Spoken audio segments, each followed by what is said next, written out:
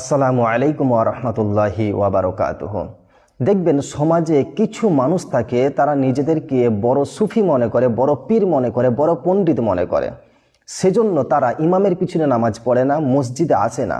সে মনে করে আমরা ইমামের চেয়ে ভালো, ইমামের চেয়ে সুফি, ইমামের চেয়ে বড় পীর এবং জান্নেওয়ালা হয়ে গেছি।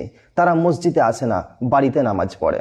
তো যেই ব্যক্তি জামাত ত্যাগ করে এবং বাড়িতে নামাজ পড়ে কোনো কারণ ছাড়াই, তার বিষয়ে নবীজি সাল্লাল্লাহু আলাইহি ওয়াসাল্লাম কি বলেছেন দেখেন। মুসলিম শরীফের একটি হাদিস, নবীজি বলছেন যে আমার মন চাই কিছু যুবককে আমি কাঠ আনার আদেশ করি এবং আমি ওই সমস্ত লোকদের বাড়ি যাই যারা বিনা কারণে জামাতে নামাজ পড়েনি, জামাতে শরিক হয়নি, এবং আমি গিয়ে তাদের বাড়িঘরগুলো পুড়িয়ে ফেলি।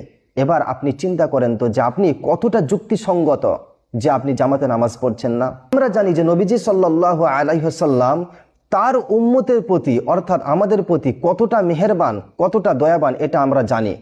আমরা ওলামাদের মুখে শুনেছি যে নবীজি সাল্লাল্লাহু আলাইহি ওয়াসাল্লাম কিয়ামতের দিন চিন্তায় থাকবেন শুধুমাত্র এই উম্মতের জন্য। উম্মত কিভাবে জাহান্নাম থেকে বেঁচে যায়, উম্মত কিভাবে জাহান্নাম থেকে বেঁচে যায়, উম্মত কিভাবে জাহান্নাম থেকে বেঁচে জান্নাতে চলে যায়, এই চিন্তায় কিয়ামতের দিনে নবীজি থাকবেন।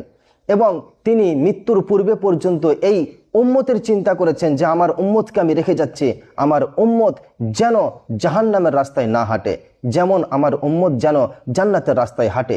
এত মেহেরবান আমাদের প্রতি, এত দয়াবান আমাদের প্রতি যেই নবী, সেই নবী বলছেন যে যেই ব্যক্তিরা জামাতে নামাজ পড়েনি, বিনা কারণে জামাতকে ত্যাগ করে মসজিদে আসেনি, আমার মনে হয় কিছু যুবককে দিয়ে আমি কাঠ নিয়ে আসি এবং তাদের বাড়ি ঘরগুলো পুড়িয়ে ফেলি। এবার আপনি চিন্তা করেন তো আপনি বাড়িতে নামাজ পড়বেন নাকি জামাতে নামাজ পড়বেন? সেজন্য আমি বলবো, যারা নিজেদেরকে পীর, সুফি এবং পণ্ডিত মনে করে বাড়িতে নামাজ পড়ছেন, জামাত ত্যাগ করছেন, বিনা কারণে কোনো কারণে আপনি জামাত ত্যাগ করছেন ইচ্ছাকৃতভাবে, তাদেরকে আমি বলবো এই হাদিসটি শোনার পরে অবশ্যই আপনি দেরি করবেন না, বিলম্ব করবেন না। আজ থেকে নিয়ত করেন যে আপনি জামাতে নামাজ পড়বেন।